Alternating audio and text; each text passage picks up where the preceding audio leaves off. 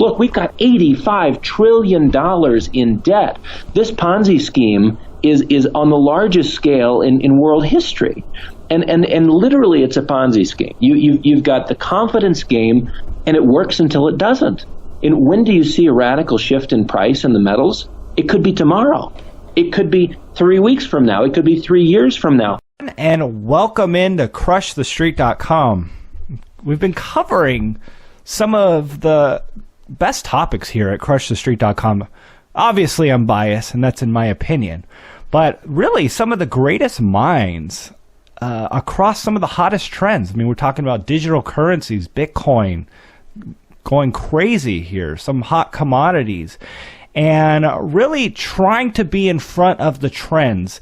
And I want to do that here with our next guest. A lot of people are forgetting about gold and silver as we see things play out, with digital currencies. We've seen the stock market do very well. And gold and silver have been somewhat on the sidelines. And I feel like if you're ignoring that, you might not be on the train when this train leaves the station. So I have on the line with me David McAlvany, a highly respected thought leader in the precious metal space. And with the bullion company, McAlvany, his website, McAlvanyICA.com.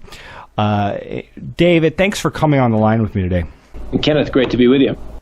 I was reading a Zero Hedge headline this morning, and it said, uneven inflation. The protected are fine.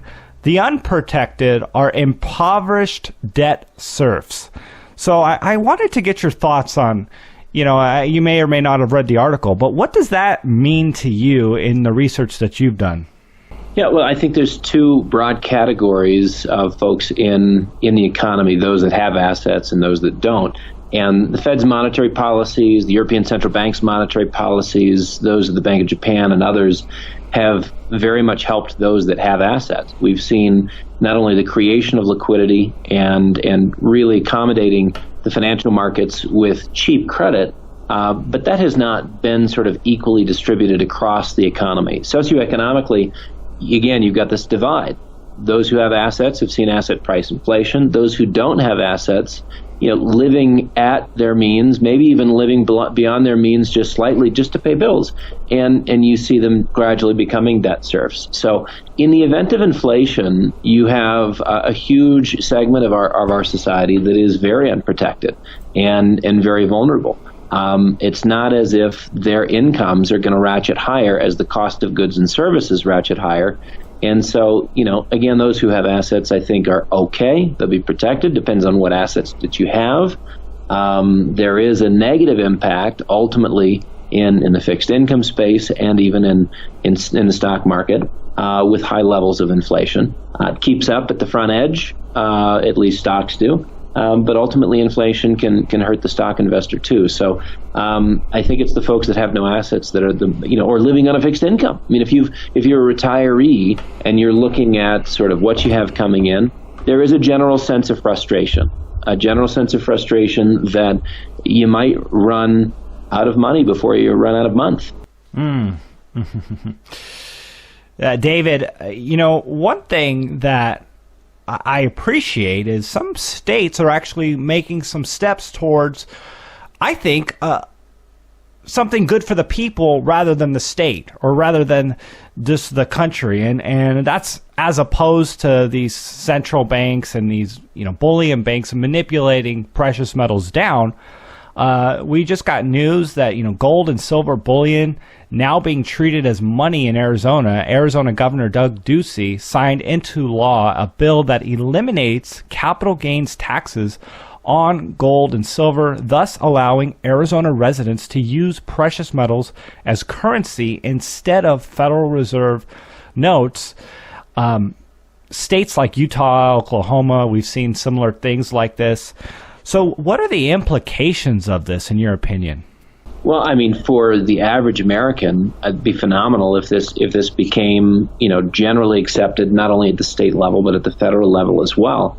Would love to see gold and silver treated as currency. That's frankly, constitutionally, what money is supposed to be.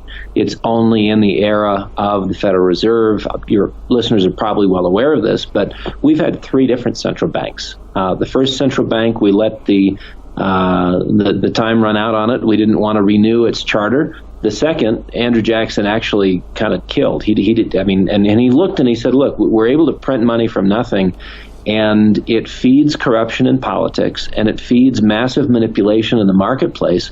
We need to get rid of it. He did. We gave birth to the third central bank, what we know as the Federal Reserve, back in 1913. And, since that time, we've been printing dollars. And, originally a $20 bill and a $20 gold piece had the same value. And it didn't matter. It was just kind of, for convenience sake, what did you want to use? One was kind of a call on the other. You had this piece of paper, but it gave you the right to pick up an ounce of gold at your bank. And then, of course, that came disconnected. I don't want to bore you with all the history, but a return to gold and silver as real money is very significant. Let me tell you about a business deal that I knew about. One of our clients, her husband sold a business, and, for the next 50 years, the payment structure of this deal was, we're going to pay you $1,200 a month for the next 50 years. Mm-hmm. And the deal is, back in the 1970s, $1,200 a month was a decent sum, right? Now, if she had said, well, I'll take, the equivalent in gold ounces, really what would have happened is, instead of her $1,200 a month, which today is about what she might receive in Social Security payments, maybe it covers rent, maybe it covers food and a few basics. But the reality is, had she taken gold instead of dollars and locked that in instead of Federal Reserve notes in a few gold ounces, she'd be making $8,000 to $10,000 a month at present instead of the $1,200 a month. Mm. What's changed, Kenneth? What's changed is the value of our paper money through time. What's remained relatively constant is the purchasing power of gold and silver. You look at a silver quarter today. Let's call it worth $3. All right, well, that'll buy you a gallon of gas today. And lo and behold, a silver quarter back in the 1970s also bought you a gallon of gas. Mm-hmm. So the silver quarter is what it is. I mean, quite frankly, precious metals are absolutely boring. It's like cash. We save. What we want as individuals is to save in a denomination that is stable. Right. Save in a denomination that is not gamed, toyed with, manipulated, controlled, not to our advantage. But I think there's a lot going on there in the state of Arizona. And if this is kind of getting our foot in the door, beginning a broad national conversation on the merits of gold and silver as money. I did a DVD a while back called "What is Real Money?" and I gave all the history of it. I encourage people to, you can look at it online, or if you want us to send you an actual disc, we'd be happy to. But look it up on YouTube. What is real money? We would argue that gold and silver have always been real money. Go back 5,000 years. And we've experimented with lots of other things. Every experiment has failed. And it's been genius that's failed. And we're not talking about dummies that are creating sort of ridiculous concepts. No, every monetary experiment in the past has been led by a group of PhDs, arguably far smarter than, well, at least I'll speak for myself, far smarter than me. I can't speak for you, Kenneth. A budding genius. I'm a genius. Well, I'm just kidding. It's just that something simple like gold and silver can't be screwed around with. And there's some merit to that. David, I totally agree with you, and I appreciate what we're seeing here in Arizona. And I guess I just wonder what the purpose behind it is. We've seen, in my opinion, people who have been very honest and for the people, such as Ron Paul, in our government. And I'm just wondering what this legislation does for the government. Is it problematic for the U.S. government or state governments, which are dependent on a stable, strong fiat, which, in my opinion, is in very big trouble?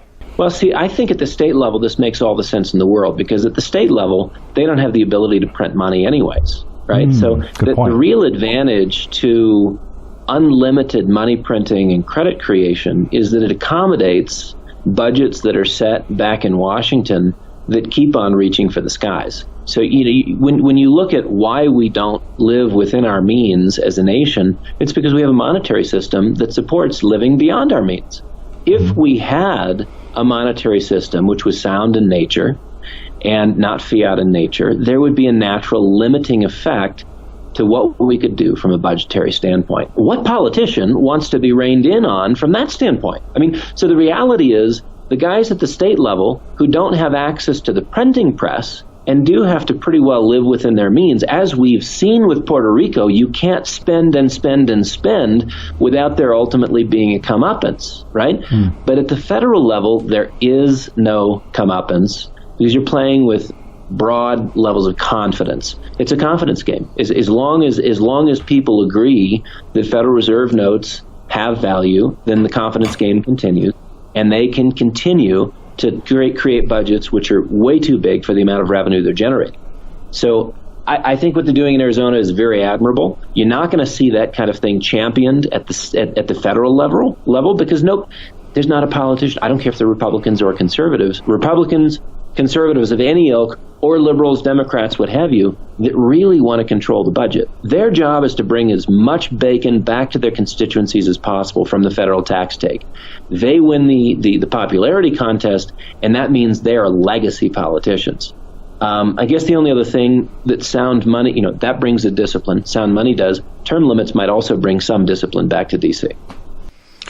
David, people are tired of seeing what's the manipulation, or they're getting worn out at least. I mean, year after year of just seeing precious metals. I mean, they do well, and like you said, holding your money in it for many years at a time. But I mean, with the amount of money creation that we've seen, even since 2008, the reflection in precious metals has been lackluster when you look at what we've seen in the monetary system and compare it to precious metals. Now, I would argue that makes precious metals that much more undervalued with so much potential. But I want to address the fact that people are just getting worn out. And I feel like people will miss this train and it'll leave the station, and many will be on the sidelines, or many will sell and get out and go into other areas which seemingly are performing, and then be left behind when we do see gold and silver move. But, let's start here. Keith Neumeyer has been someone who has been vocal about the manipulation and frustrated with it. I mean, he has mining companies which are not selling their product for as much as he feels like they should be selling for. And my question is, why aren't there more companies out there saying, hey, this is a problem? They're manipulating our product, our inventory down, and we're not making as much as we should. Why isn't this more mainstream? Well, Kenneth, as you know, we've been in the gold business and the silver business as brokers, both on a wholesale basis to Wall Street and on a retail basis to individual investors since 1972. So we've kind of seen the ebbs and flows of sentiment.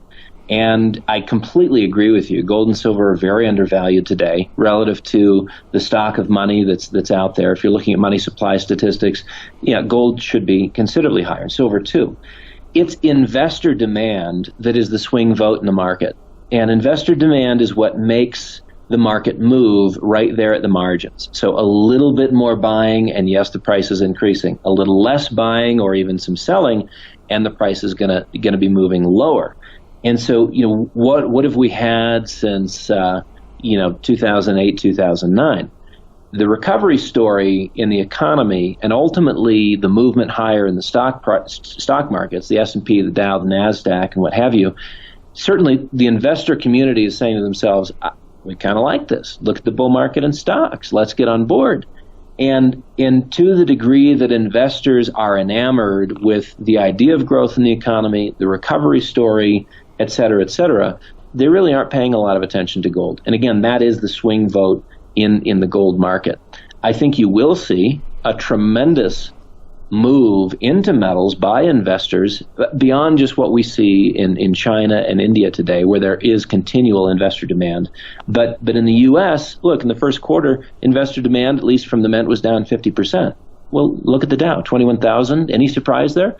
It's not a surprise to me because people can only kind of think about one thing at one time. Either the world is fixed and everything's good and Trump is going to make us, the America that we all want to be and have, or it's all going to hell in a handbasket and we better run for the hills. And literally this bifurcated mind of either being completely driven by fear or completely driven by greed. It's as if people can't hold two ideas in their same minds and say, stocks are moving higher. Maybe they'll move even higher still. Might be smart to hedge my bets. There's not a lot of that going on.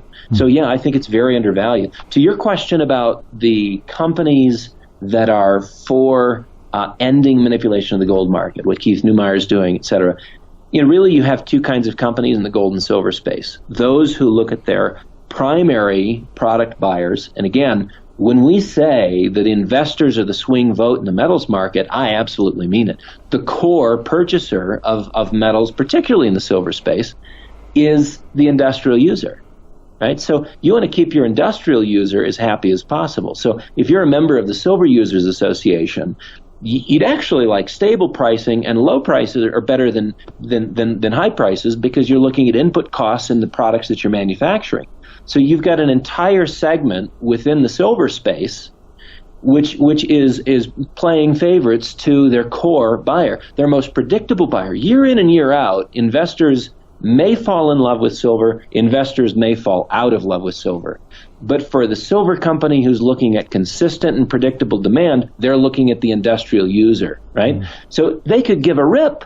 They could give a rip about the manipulation. In fact, manipulation is their friend because it brings the price down and it keeps their input costs reasonable, right? So it's the second type of silver company that says, hey, our share price actually benefits from an increase in price. And yeah, I mean, we'd like some stability, but we stand to benefit from an increase in the price of silver. Enough of the shenanigans, enough of the manipulation. Enter Keith Neumeyer and a few other CEOs of his ilk, who are more than open to being unhedged and keeping the asset that they're managing fully exposed to a move higher in the price of silver. But I'm just telling you, there's a huge part of the silver and gold community that don't want higher prices. Don't want it. You and I as investors would say, bring it on. I don't want to own those companies. Right. And I think we can separate the wheat from the chaff accordingly. David, great thoughts there. And I was just kind of thinking in my mind while you were saying those things, people are so conditioned, at least right now with the way they've seen it trade, gold and silver that is, being range bound. And I feel like Bitcoin, we've covered that significantly here at Crush the Street, has given investors a taste of what something looks like when it really starts to take off. I know you mentioned there's some benefits to stability, but for people who own the metal, investors, people want to see it go higher. And you know what? When it comes to that mentality, I feel like, if silver moves to 21 or 25, people would just expect it to move down to 17, sell at 25 and then buy it back at 20 because we've been so conditioned to just see it tightly bound. But Bitcoin has given people a taste of what something looks like to go higher, higher, and higher as people just pile in. And obviously there's a lot of hype in the region. I'm looking at it now. It hit as high as 2,700, and then the last I checked, it was 2,350. So we might literally be recording this in the middle of what could be a big correction. But it was very telling to watch that happen with the digital currencies. And I think a lot of gold investors are wondering, hey, when is this going to happen in gold, or can it happen in gold, where it just has that just massive run where, it's going up hundreds of dollars every day for a period of time. And we see that big run up, that reflection of the stock of money being reflected in gold and silver. So any final thoughts on that? Kenneth, again, we've been doing this since 1972 as brokers in the metal space. And, it's not going to be a surprise to us. We've seen it. We've seen silver move from less than $2 up to $50. We've seen gold move from $35. I mean, our original clients were buying gold at $35 to $37 an ounce. That means we've been doing this for a long time. Sure. On its way to $8.75. Those are reasonable moves. From current levels, to see a 10x move in silver, to see a 5x move in gold, I think this is a given. But you have to have some traffic. That is, investors who say to themselves, we want to own it. And right now, there's just not a lot of investor traction here in the United States. I think that'll change. I think that'll change in a hurry. And to realize how small the space is, there's not a lot of physical metals available. There's not. So I think the big surprise will be people going back and saying, Kenneth, I remember when you were talking about silver at $16 and now it's 160. I just wish I'd gotten in earlier. That's exactly why we're doing this call right now. That's exactly why we're talking right now. And I think with people who understand the fundamentals, look, we've got $85 trillion in debt. This Ponzi scheme is on the largest scale in world history. And literally it's a Ponzi scheme. You've got the confidence game, and it works until it doesn't. And when do you see a radical shift in price in the metals? It could be tomorrow. It could be 3 weeks from now. It could be 3 years from now. But it happens in a day. It happens in a day because it's sentiment that drives the market crazy. And right now, sentiment is negative, but you can see it turn positive for gold in a heartbeat. Why? Because ultimately it is fear, a combination actually, of fear and greed that drive the gold and silver market. And it is unique in that way. Gold and silver are different than any other asset class on the planet, because they are driven by a combination of greed and fear. And you've never seen a market move until you've seen fear driving a market. Again, we've been doing this since 1972. We've probably put $4 or $5 billion into the gold space, and very proud to help people, willing to be the advisor. We certainly take more of a consultative role if people want to understand the best way to approach the metals markets. Whether you're in a bull market or bear market, there's ways to grow metals portfolios, compounding ounces, taking into account ratios and things of that nature. And I think we add a lot of value for the clients who are interested. We add a lot of value. We also have a money management business. We're long. We're also short. We work with one of the best guys on the planet, Doug Noland, who's written the Credit Bubble Bulletin for about 20 odd years. Got a lot of talent. We got a lot of talent in analyzing the world and knowing how to get on the right side of things. Now, our view is be a little early, but don't be a minute late. And Kenneth, I think that's why we get along. Rather be practicing a little bit of patience and be in position in front of a wave than miss it entirely. Wow. Great words there, David McIlvaney. David, thanks for coming on the line with me today and sharing your knowledge and just being a resource, a thought leader out there for us to tap into. And I encourage anyone who wants to reach out to you, learn more about what you do, to visit your website, McIlvaneyICA.com. We'll have the link in the description. David, thanks for coming on the line with me today. Kenneth, great to be with you. Thanks for inviting me.